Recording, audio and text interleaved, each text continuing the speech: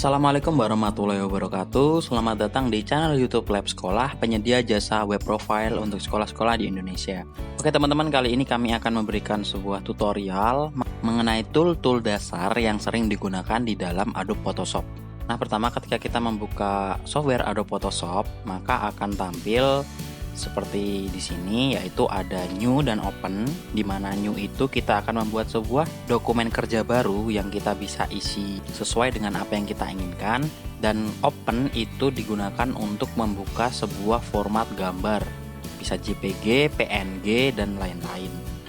Nah, di sini saya akan contohkan terlebih dahulu bagian new. Nah, di new sendiri itu terdapat preset-preset yang sudah disediakan oleh software Adobe Photoshop yang bisa kita gunakan. Misalkan seperti di sini di film dan video ini ada HDTV 1080p. Preset ini digunakan untuk membuat thumbnail. Nah, jadi ketika kita ingin membuat sebuah thumbnail, kita hanya perlu memilih preset yang sudah tersedia lalu kita create seperti itu. Ada beberapa preset yang sudah disediakan, misalkan foto, di sini ada landscape, portrait, kemudian print di sini itu adalah ukuran kertas. Jadi ketika kita akan membuat desain dan ingin mencetaknya, di sini ada beberapa ukuran kertas yang bisa kita pilih, ada legal, A5, A4 dan lain-lain. Sebagai contoh kita akan membuat sebuah thumbnail video saja. Kita beri nama thumbnail seperti ini, lalu kita create. Nah, maka akan membuat sebuah tampilan seperti ini. Nah, setelah kita membuka sebuah dokumen kerja baru berupa thumbnail video ini, di bagian kiri di sini ada namanya panel tool. Ini ada beberapa tool yang sering digunakan di dalam Photoshop. Mungkin di sini tidak akan saya jelaskan semuanya, namun saya akan praktekkan tool-tool dasar yang sering digunakan di dalam Photoshop. Nah, oke, yang pertama kita akan gunakan Move Tool. Di sini ada Move Tool. Nah, Move Tool sendiri ini fungsinya untuk menggeser atau memindahkan sebuah objek. Contohnya seperti ini. Coba kita insert gambar terlebih dahulu seperti ini. Nah, ketika kita menggunakan Move Tool, kita bisa menggeser gambarnya seperti ini. Fungsinya Move Tool. Lalu selanjutnya ada Mark Queue. Nah, Mark Queue ini ada rectangle, elliptical, single row dan single column.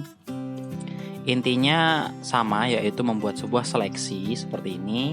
Begitu juga dengan elliptical tool, yang berbeda hanya bentuknya saja.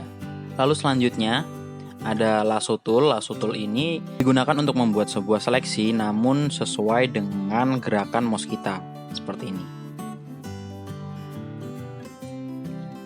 Cara menggunakannya, diklik lalu kita tahan dan kita buat sebuah objek seperti itu.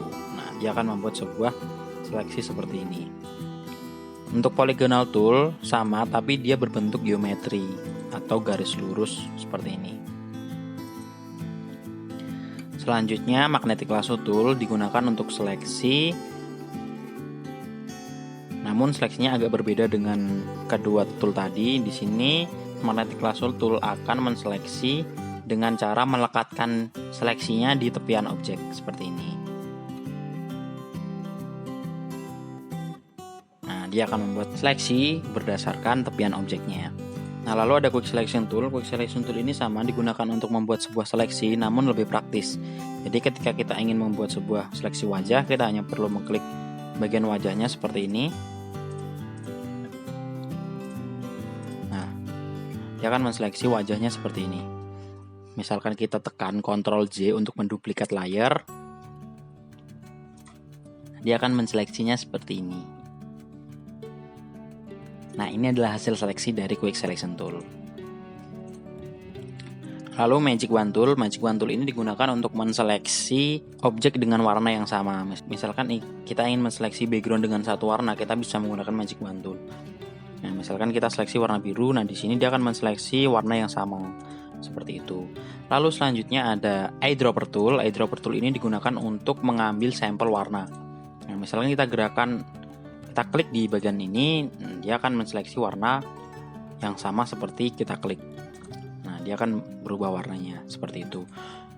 Nah, di sini ada Color Sample Tool, itu juga fungsinya sama untuk mengambil sampel warna. Lalu selanjutnya ada Brush Tool. Brush Tool di sini ada beberapa yang akan saya contohkan spot healing, healing brush, dan path tool. Yang pertama spot healing terlebih dahulu. Nah, sebagai contoh penggunanya kita akan buka sebuah objek seperti ini.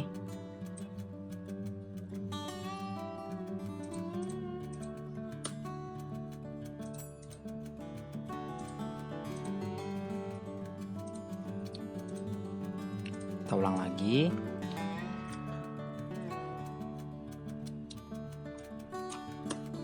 Nah, penggunaannya sendiri untuk brush tool ini, spot healing brush tool, nah dia digunakan untuk menyamarkan sebuah warna. Misalkan contoh seperti ini, kita klik di bagian area yang warna putih.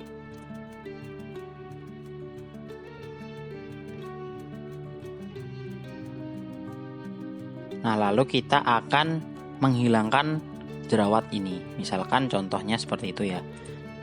Kita atur ukuran brushnya. Lalu kita klik di bagian area yang putih, lalu kita tarik seperti ini. Nah, dia akan perlahan-lahan menghilang. Ini adalah fungsi yang digunakan untuk spot healing brush tool. Nah, selanjutnya ada healing brush tool. Healing brush tool ini sama sebenarnya, digunakan untuk menyamarkan warna juga. Untuk penggunanya kita klik terlebih dahulu dengan cara klik ALT dan klik di area yang warnanya ingin kita samakan. Lalu selanjutnya kita tinggal tutupi seperti ini. Nah, itu untuk bagian healing brush tool. Lalu selanjutnya ada patch tool. Patch tool ini juga sama, ini digunakan untuk menyamarkan warna juga. Misalkan kita ingin samarkan di bagian area ini, kita tinggal seleksi areanya, lalu kita klik di bagian tengah dan kita geser ke area yang berwarna kulit tidak berjerawat. Nah, seperti itu. Nah, seperti itu. Lalu selanjutnya ada brush tool lagi. Brush tool ini digunakan untuk memberikan warna seperti ini. Nah, seperti itu. Itu untuk kegunaan brush tool. Lalu selanjutnya ada pencil tool. Nah, pencil tool ini sendiri juga sama. Digunakan untuk membuat sebuah objek menggunakan pensil. Lalu selanjutnya ada clone stem. Clone stem ini digunakan menduplikasi area. Ini juga bisa diterapkan di dalam penghalusan wajah seperti ini. Kita ALT klik terlebih dahulu bagian wajah yang bersih, lalu kita tinggal tempel saja ke bagian wajah yang berjerawat seperti itu. Nah, itu untuk clone stem tool. Lalu untuk history brush tool juga sama sebenarnya, untuk membuat sebuah objek dengan warna hampir sama seperti brush tool.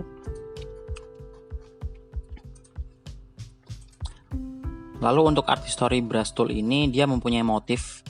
Nah, jadi berbeda dengan brush tool biasa, dia punya motif seperti itu. Nah, itu untuk bedanya. Lalu untuk eraser tool sendiri digunakan untuk menghapus objek ya. Nah, misalkan kita ingin hapus objeknya seperti ini, nah kita bisa hapus. Lalu di sini ada background eraser tool ya, intinya sama, dia digunakan untuk menghapus background. Lalu ada magic eraser tool. Nah, magic eraser tool ini sendiri konsepnya sama seperti magic wand tool. Dia akan menghapus warna yang sama seperti itu. Dia akan menghapus warna yang sama seperti ini. Seperti itu. Lalu selanjutnya ada blur tool, sharpen tool, dan smooth tool. Nah, blur tool ini digunakan untuk menyamarkan sesuatu seperti ini. Nah, dia akan blur ya, seperti itu. Lalu selanjutnya ada sharpen tool. Nah, kebalikan dari brush tool, di sini digunakan untuk mempertajam suatu objek seperti ini. Lalu untuk smooth tool ini digunakan untuk membuat sebuah noda. Misalkan kita ingin menarik warna merah keluar dari area bibir, kita tinggal klik dan kita tinggal tarik saja seperti ini. Nah, itu untuk smooth tool. Lalu selanjutnya ada dot tool. Dot tool ini sendiri digunakan untuk menyamarkan wajah ke arah yang lebih terang seperti ini. Nah, jika kita gunakan maka dia akan berwarna lebih terang dari objek aslinya seperti itu. Lalu selanjutnya ada burn tool. Burn tool ini kebalikan dari dot tool. Nah, seperti ini. Lalu selanjutnya spong tool. Spong tool ini digunakan untuk menghilangkan warna pada objek. Nah, kita bisa menghilangkan warnanya. Nah, dia bisa jadi warnanya hitam putih saja. Seperti itu. Lalu ada pen tool. Pen tool ini biasanya bisa digunakan untuk seleksi juga, dan dia juga bisa digunakan untuk membentuk sebuah objek seperti ini. Nah, sini jadi objek ya. Lalu kita bisa merubah objek ini menjadi sebuah seleksi dengan cara klik kanan lalu make selection. Nah, kita oke, nah dia akan jadi sebuah seleksi seperti itu. Lalu untuk free transform pen tool itu juga sama, dia akan membuat sebuah objek sesuai dengan kursor kita seperti ini.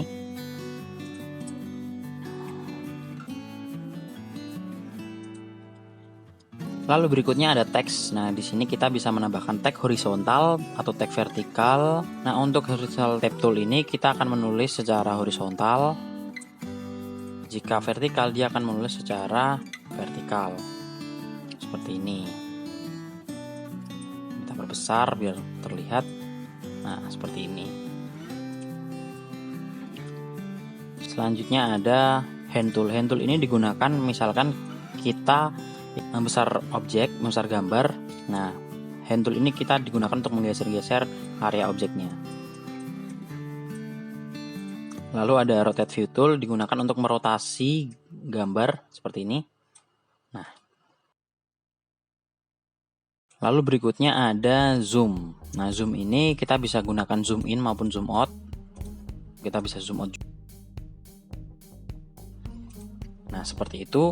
Lalu di bagian kanan di sini ada layer. Layer ini namanya dock panel. Dock panel ini digunakan untuk kita mengatur layar-layarnya. Kita bisa menumpuk layarnya seperti ini. Kita bisa merubah-rubah layarnya. Kita bisa menyembunyikan atau memunculkan seperti itu. Lalu di bagian image, ini di bagian adjustment. Bagian adjustment ini digunakan untuk mengatur warna dari sebuah gambar.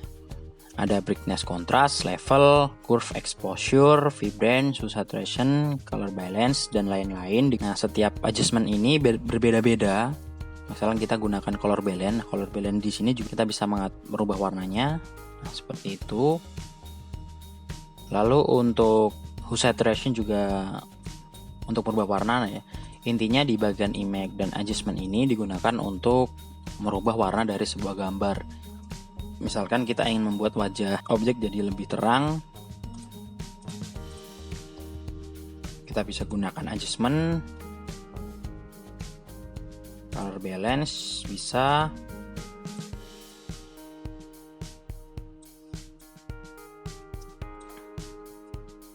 Nah, seperti itu. Mungkin itu saja. Jika ada kekeliruan dalam kata-kata saya menjelaskan, teman-teman bisa koreksi di kolom komentar. Semoga tutorial ini bermanfaat. Terima kasih telah menonton video ini. Sampai jumpa di video selanjutnya.